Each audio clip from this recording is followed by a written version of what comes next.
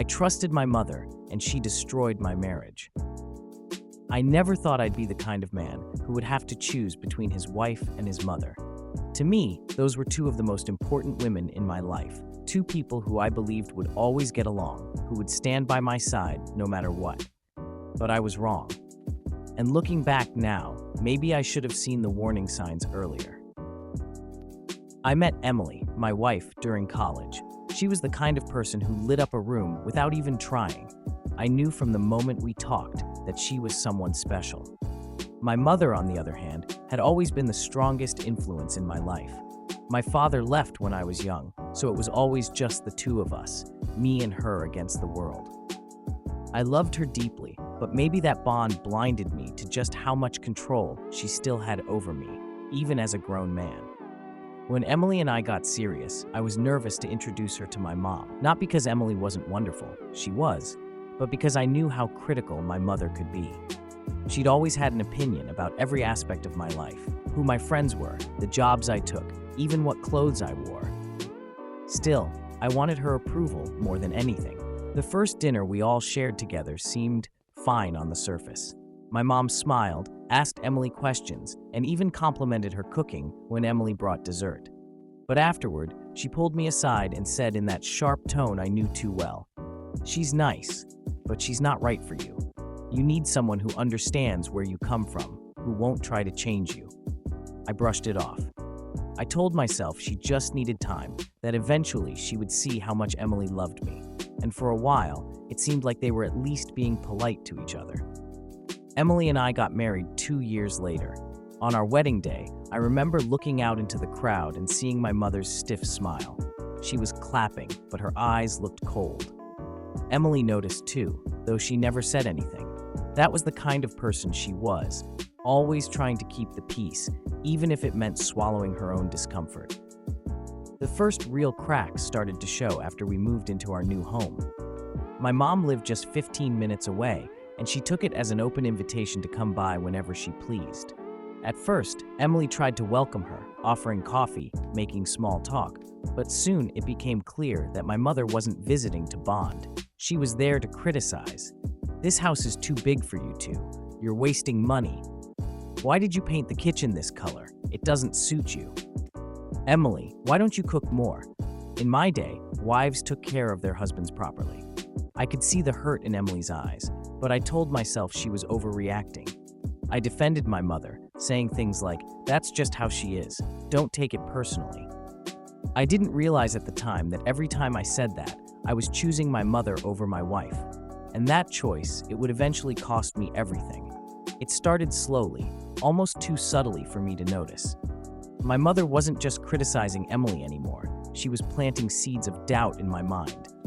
She'd call me at work or drop by the house when Emily wasn't around, and her words always carried the same undertone. "She doesn't respect you," my mother would say. "I can see it in the way she looks at you. She thinks she's smarter than you, doesn't she?" At first, I brushed it off. Emily loved me, and I knew that.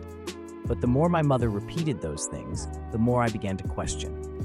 I started watching Emily differently, searching for signs that maybe my mother was right. Meanwhile, Emily grew quieter. I'd come home from work and find her sitting in the living room with her arms crossed, clearly upset. When I asked what was wrong, she'd sigh and say, "Your mother came by again today." She criticized the way I folded the laundry, the way I set the table. She even said I wasn't good enough for you. And instead of defending my wife, I defended my mother. "Emily, she doesn't mean it like that. She just wants what's best for me. Can't you try harder to get along with her?" I still remember the look in Emily's eyes when I said that. Hurt, betrayal, loneliness. But I was too blind to see it then. The turning point came a year into our marriage.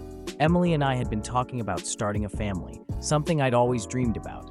One night, I mentioned it to my mother while we were having dinner at her place. Instead of being happy, she frowned. "You're not ready to be a father. And Emily, she's not the kind of woman who should be raising your children. She'll take them away from you one day. Mark my words." That night when I went home, I looked at Emily differently. I don't know why. I don't know how my mother's words had such power over me, but they did. Suddenly, every little disagreement with Emily felt bigger, heavier. Emily noticed the change. She would ask me, "Why are you so distant lately? Did I do something wrong?" And I'd shake my head, but I couldn't bring myself to tell her the truth. That my mother had managed to wedge herself between us. Things got worse when my mother started showing up unannounced while I wasn't home. Emily finally confronted her, asking politely but firmly if she could call before visiting. My mother twisted that into an attack.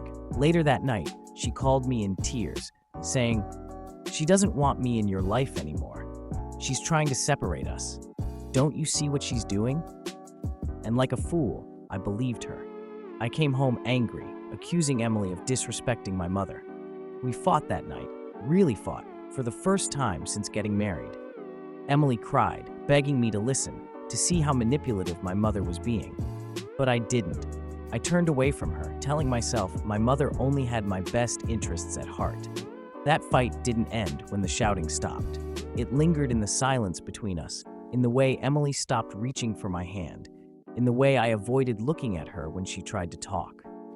Something inside our marriage cracked that night, and we never fully recovered. But my mother wasn't finished. She was only just beginning. Looking back now, I can see how everything unraveled, piece by piece. At the time, I thought I was protecting my marriage by listening to my mother, but in reality, I was letting her destroy it from the inside out. The final blow came one Sunday afternoon. Emily and I had planned a quiet day together, just us, no interruptions. For the first time in months, I thought maybe we could fix what was broken. She made pancakes, I made coffee, and for a little while, it felt like old times. Then the doorbell rang. It was my mother. Of course.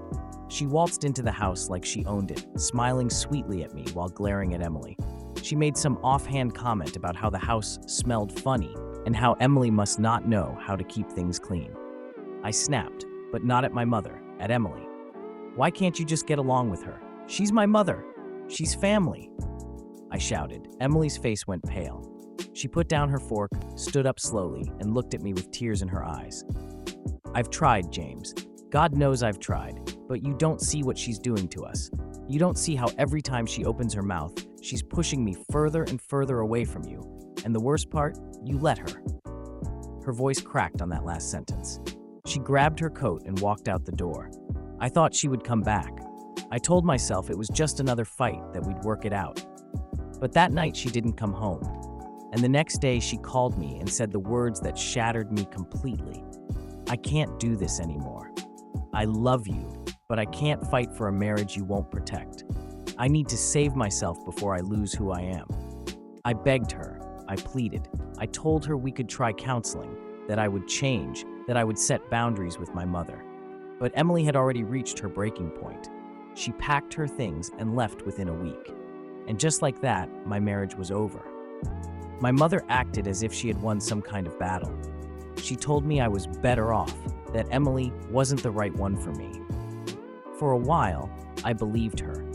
I convinced myself that maybe Emily hadn't been strong enough, that maybe my mother was right. But then the silence hit.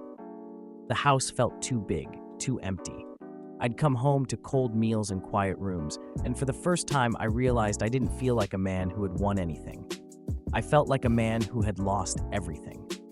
It took me months to admit the truth. My mother hadn't been protecting me. She had been protecting herself, her control over me, her need to be the center of my life, and I had let her.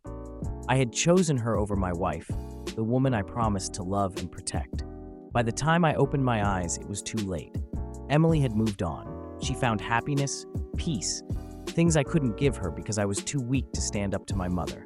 Now, when I look back, the guilt eats me alive.